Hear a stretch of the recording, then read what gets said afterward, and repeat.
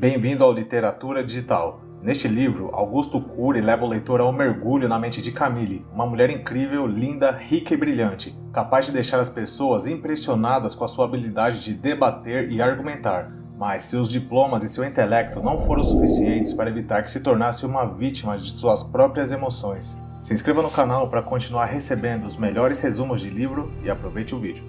Armadilhas da Mente, Augusto Cury. Através da história de uma mulher com diversos transtornos psiquiátricos, o autor nos mostra que o caminho da mente humana é bem mais complexo do que podemos imaginar. Em sua trajetória, Camille terá que aprender a se perdoar e a compreender melhor as falhas humanas. Camille conhece um jardineiro e um sábio psiquiatra que mudam a sua vida e a ajudam a retomar a alegria de viver. Um amor entre o céu e o inferno. Camille era uma mulher rica e culta que detestava psiquiatras, tinha fobia social e se recusava a ser o centro das atenções. Nunca deixava ninguém perceber a dor dela. Estava completando 10 anos de casada com o banqueiro Marco Túlio. Com o passar dos anos, a relação cheia de amor e afeto passou a ser uma disputa de pontos de vista. Vencer a batalha individual era mais importante que a relação conjugal. Marco Túlio não entendia os motivos de sua esposa se isolar e se afastar tanto dele. Camille fazia isso por causa de seus fantasmas, que a perturbavam cada vez mais. Por ser muito crítica e obsessiva, já não era boa companhia nem para ela mesma. Ela era professora universitária e coordenadora do curso de comunicação de uma faculdade.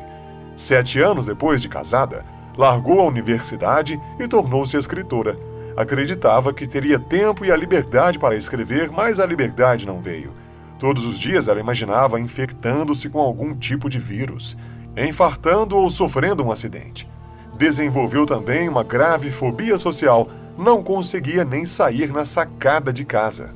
Camille sabia que precisava se amar e se cuidar, porém, por ser tão crítica com todos, principalmente com seus psiquiatras, ela simplesmente abandonava os tratamentos. Amigos e conhecidos tinham sucesso em seus tratamentos com psiquiatras e ela não. Sentia-se angustiada só de ouvir sobre o sucesso das outras pessoas. Queria se desarmar, mas não confiava em ninguém, nem em si mesma, até que um psiquiatra a diagnosticou com uma psicose. Camille tinha medo de enlouquecer. Achava que seu raciocínio estava desorganizado. Sua mente era brilhante, mas não conseguia organizar seus próprios pensamentos. O diagnóstico, o que era para ajudar, acabou a isolando ainda mais. Camille não retornou a nenhum psiquiatra e se tratava com neurologistas. Medicava-se com antidepressivos e tranquilizantes, o que não amenizava seus surtos e seu isolamento. Seus monstros cresciam cada vez mais, até que o casal resolveu realizar um de seus sonhos, comprar uma fazenda, com um ambiente calmo para Camille arejar a mente. Uma fazenda bela e misteriosa. A fazenda Monte Belo era linda e misteriosa. Ao chegarem, Camille ficou espantada com a casa e com a paisagem.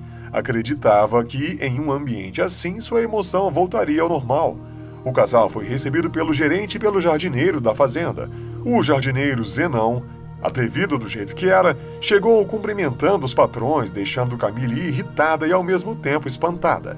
Em uma conversa, o jardineiro citou um filósofo pessimista, Arthur Schopenhauer. Ela não entendeu como um simples jardineiro havia citado esse filósofo que só pessoas muito cultas poderiam conhecer. Em seguida, enquanto seu marido foi conhecer os empregados, Camille refugiou-se em seu quarto. Marco Túlio torcia para que ela se adaptasse, mas sabia que o contrário poderia acontecer e ela poderia piorar ainda mais. Nos primeiros dias, sua fobia social ainda a limitava. O medo de ter ataques de pânico e sofrer infarto ainda a controlava. Após 3 semanas, começou a caminhar pela fazenda. Em uma dessas caminhadas, achou uma cabana e foi ver o que era. A empregada que estava ao seu lado lhe explicou que era uma senzala, onde os escravos ficavam. Quando Camille entrou e viu tudo escuro e fechado, teve um ataque de pânico. Depois desse incidente, voltou a ficar presa na casa, com medo de acontecer novamente. O ataque de pânico dentro da senzala piorou seu estado, intensificando a frequência de imagens mentais terríveis. Imaginava-se contaminada por um vírus mortal, se via abandonada pelo pai, em um acidente de carro, Precisava colocar a mão na cabeça e abrir e fechar os olhos várias vezes para que as imagens sumissem. Nem seu marido e nem os psiquiatras sabiam que ela sofria desse jeito, pois Camille só lhes contava os problemas menores. Após alguns dias, Camille ligou para seu marido chorando. Em 12 anos de relacionamento, seu marido nunca a havia visto assim. Camille disse que precisava de ajuda e de sua companhia. Marco prometeu que iria logo para a fazenda e acreditou em uma possível melhora, já que ela teve a atitude de ligar e pedir ajuda. Marco Túlio levou um psiquiatra até a fazenda para atendê-la, mas como sempre, Camille o afugentou e não continuou o tratamento. Marco Túlio percebia que a saúde mental de sua esposa estava piorando, assim como alguns psiquiatras tinham lhe dito. Ela tinha gestos nobres intercalados com comportamentos estranhos. Marco Túlio temia que teria de interná-la. Camille continuava a estudar sobre os segredos e os escravos da fazenda Monte Belo. Quanto mais estudava, mais seus pesadelos aumentavam. Marco Túlio sofria de ver a situação da esposa e começou a pensar em vender a fazenda por não ver melhora significativa. Marco Túlio foi dar uma volta pela fazenda para arejar a cabeça e caminhou até as casas dos funcionários, aonde foi muito bem recebido. O jardineiro, Zenão, apareceu e começou a conversar com o patrão. Marco Túlio, se sentindo tão bem acolhido, acabou se abrindo com o jardineiro. Disse que estava preocupado com sua esposa e que pensava em levá-la de volta para a cidade. O jardineiro aconselhou Marco a entrar em contato com o psiquiatra que o tratou. Explicou que era um psiquiatra diferente e que poderia ajudar sua esposa. Marco Túlio resolveu tentar. Na noite seguinte, Camille teve muitos pesadelos. Marco disse que a levaria para a cidade, mas com medo de ser internada, implorou para o marido uma última chance de ficar na fazenda para poder melhorar. Marco Túlio propôs um último psiquiatra, e caso não desse certo, venderia a fazenda e ela voltaria para a cidade. Camille aceitou realizar a consulta.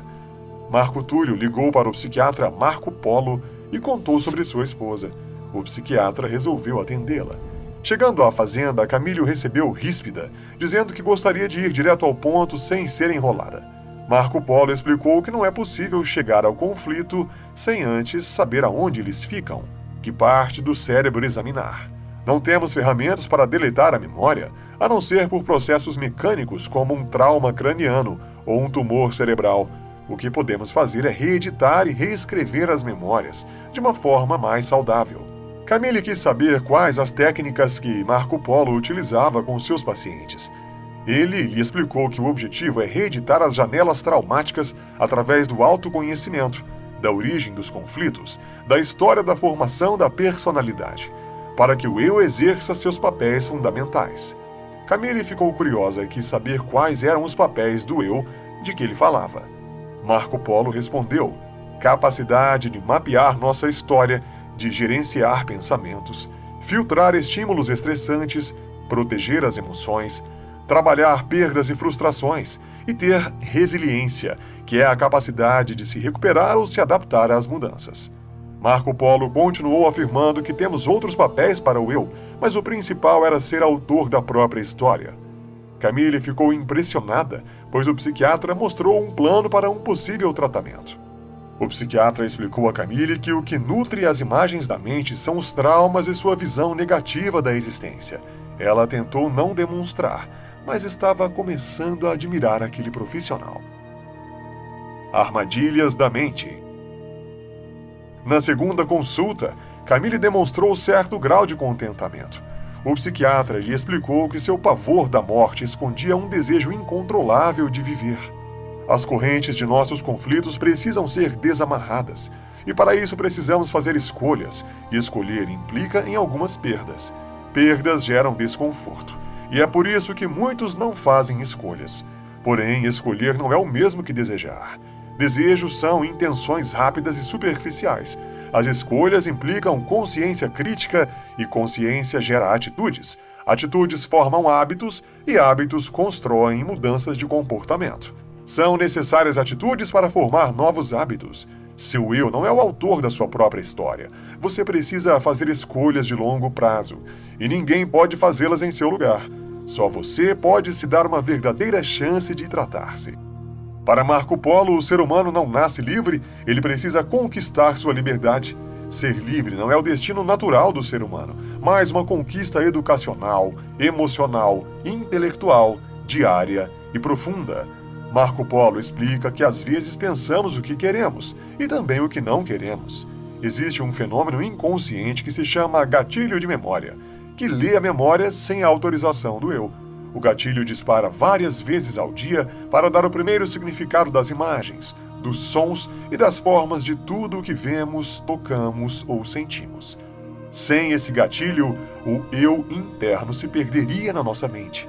Ele comentou que o gatilho não abre a memória como um todo, mas áreas de leitura chamadas de janelas.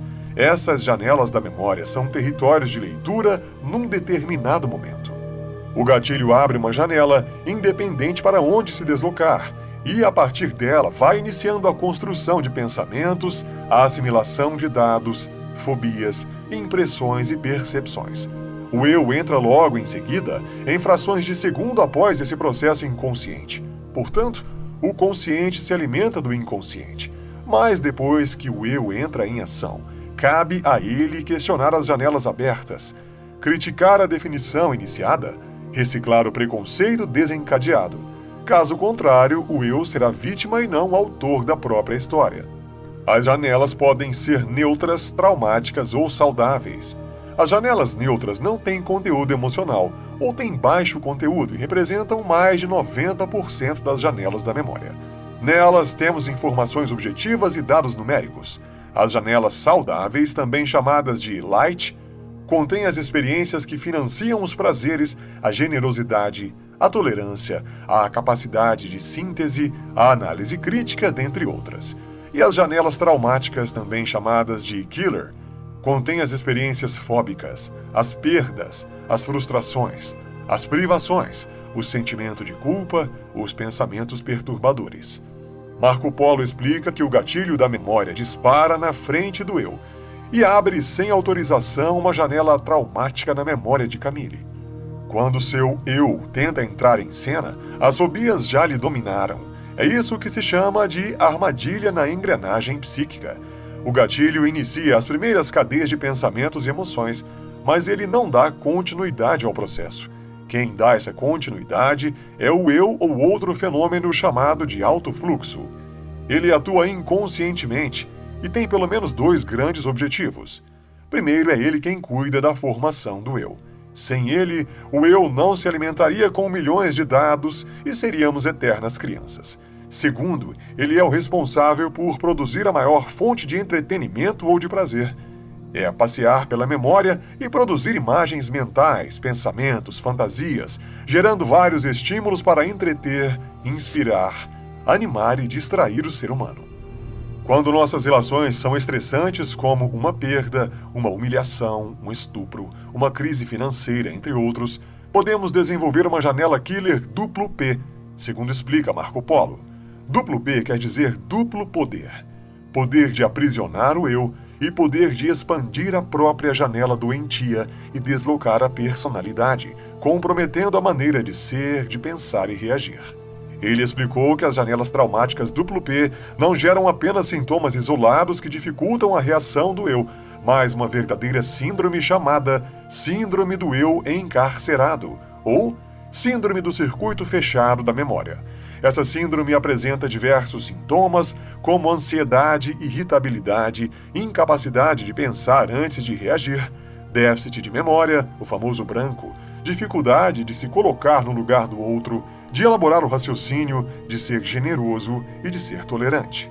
É possível reeditar a memória, mas para isso o eu tem que ser treinado, educado para sair da condição de vítima para de protagonista ou autor da própria história. Devemos criticar, confrontar todos os pensamentos perturbadores no exato momento em que eles são construídos. Enquanto o fenômeno RAM, registro automático de memória, os está registrando numa determinada janela. Se seu eu é lento, se não recicla rapidamente seus aborrecimentos mentais, o registro é processado e não pode ser mais deletado, só reeditado. Isso quer dizer que, quanto mais esforçar-se para apagar da memória uma pessoa que te feriu, mais ela será arquivada pelo fenômeno RAM, mais se expandirá o núcleo traumático duplo P e mais ela viverá dentro de você. Você tem que ser inteligente, não se punir, não se diminuir nem ficar com pena de si mesmo quando tiver uma crise. Encare as crises como oportunidades para reeditar as janelas doentias que estão abertas. Somos doentes? Somos um universo. Marco Polo explica que Camille pode e deve atuar nas crises fora dos consultórios. Pode e deve domesticar os seus fantasmas e arejar a MUC, Memória de Uso Contínuo, o Centro Consciente da Memória. Isso ajudaria muito em seu tratamento. E que a melhor maneira é usar uma técnica chamada DCD, que é a arte de duvidar, criticar e determinar estrategicamente. Camille compreendia as causas de seus conflitos e, a partir de agora, deveria intervir diariamente em sua própria mente. Marco Polo explicou sobre a democracia da emoção, os fenômenos mais importantes que produzem prazer, tranquilidade, bom humor e encanto pela existência são democráticos, acessíveis aos ricos e aos pobres. O psiquiatra também explicou sobre a psicoadaptação, que é a incapacidade de sentir os mesmos níveis de prazer ou dor diante dos mesmos estímulos. Se a perda de uma mãe não passar pelo processo de psicoadaptação, os filhos morrem emocionalmente no velório. Embora a saudade jamais seja resolvida, a psicoadaptação alivia a emoção. A dor da perda diminui com o tempo, libertando a emoção para novas experiências, novos prazeres. Camille agora entendia por que tinha tanta raiva do jardineiro, pois ele tinha a vida que ela tanto queria, um jeito simples, despojado e espontâneo de viver. Marco Polo, em outra visita, disse que um psiquiatra ou psicólogo pode fazer muitas interpretações sobre um ataque de pânico de um paciente, mas nunca atingirá a essência do pavor, da angústia, nem de sua crise de ansiedade. Ambos, o pensamento do profissional e o universo psíquico do paciente, estão separados por uma barreira virtual e estão em mundos diferentes.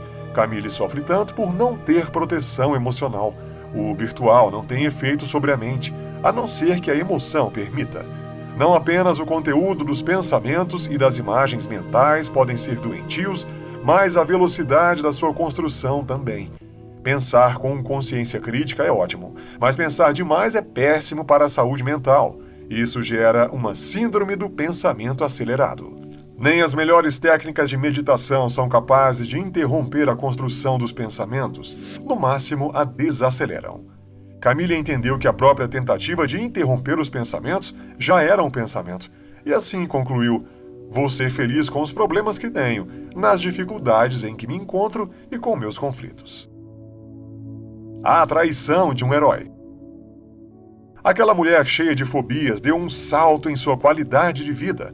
Já nem se importava com os animais da fazenda. Andava à vontade por todo lugar. Camille aprendera que ninguém é dono de seu destino, mas que é possível controlá-lo.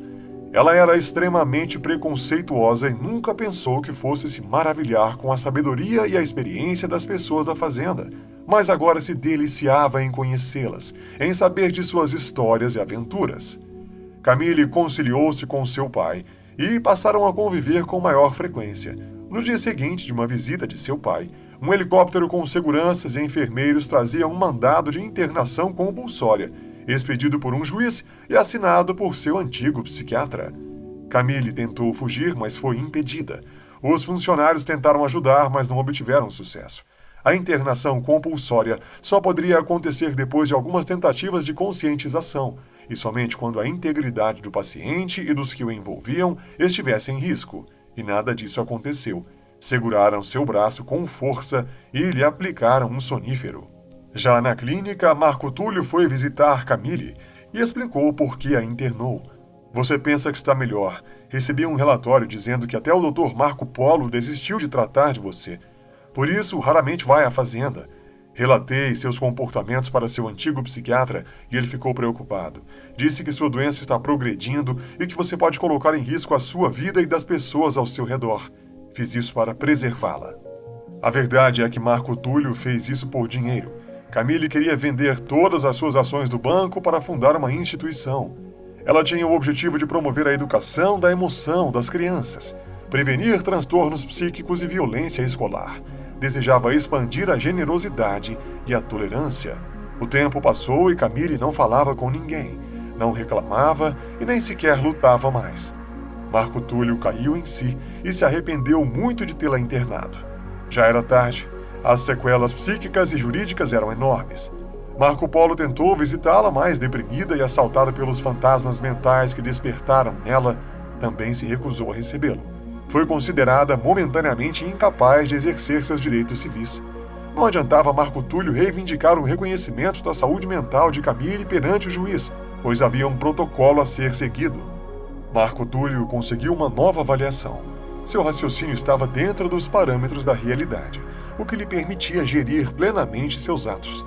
Camille disse a Marco Túlio: "Eu me esforçarei para perdoá-lo, mas exijo me separar. Só lhe peço que me deixe morar na fazenda Monte Belo. Não quero ser proprietária, ela continua sendo sua. Construa uma escola rural. Serei uma simples professora para ajudar as pessoas da região. Quero viver lá, morrer lá, mas sem a sua presença." Ela passou todas as ações para ele, que ficou muito mais rico, porém deprimido, sentindo-se mais pobre do que nunca. Um dia depois de assinar o divórcio, Camille foi para a fazenda Monte Belo. Chegando à fazenda, parou o carro e foi abraçando um por um. À medida que foi abraçando-os suavemente, voltou a sorrir. Quando viu o Zenão do riso, soltou um suspiro profundo e seus olhos lacrimejaram. Agora não de dor, mas de alívio. Começou a se sentir como um pássaro que retornou ao ninho. Conectou-se com ela mesma. Teve saudades da vida espontânea, suave, desprendida que vivera nos últimos meses com todas aquelas pessoas. Teve saudades de si mesma. Marco Túlio nunca mais foi o mesmo. Jamais se perdoou. Sentiu-se um crápula, o mais vil dos homens, o mais egoísta deles. Vivia deprimido e se autopunindo. A recusa de Camille em recebê-lo na fazenda era uma punição terrível para ele. Depois de algum tempo, Marco Túlio foi visitá-la e ela o recebeu. Ele contou que havia vendido todas as ações para ajudar as crianças, assim como ela queria. Passou a fazenda para o nome dela e lhe pediu somente uma coisa: que lhe empregasse, já que era a única coisa que sobrava. Camille então disse que o que ele tinha feito fora gravíssimo. Era um homem imperfeito e contraditório, mas um ser humano incrível. Ela abriu os porões mais profundos de sua alma e o perdoou. E ainda disse: "Eu é que peço perdão, Marco Túlio. A emoção é contagiosa. Eu o fiz ficar doente." Todo ser humano é um cofre. Não existem mentes impenetráveis, apenas chaves erradas. Você não pode corrigir o passado, mas pode escrever o futuro. Pior que um ser humano indefeso é um ser humano com falsas defesas. Doar-se sem esperar retorno é um segredo. Neste livro você aprendeu que muitas pessoas sofrem com algum tipo de transtorno mental e caem em suas próprias armadilhas. Sofrem por anos assombradas por seus próprios fantasmas e recusam-se a buscar o tratamento adequado. Devemos buscar a liberdade. É preciso lutar contra nossos maiores fantasmas e não ter vergonha de pedir ajuda quando necessário. Com um bom tratamento, um bom profissional e com as pessoas que nos amam por perto, toda luta fica mais fácil de ser vencida. Se você gostou desse vídeo, não se esqueça de se inscrever no canal e escreva nos comentários qual livro você gostaria que eu trouxesse aqui. Te vejo no próximo vídeo.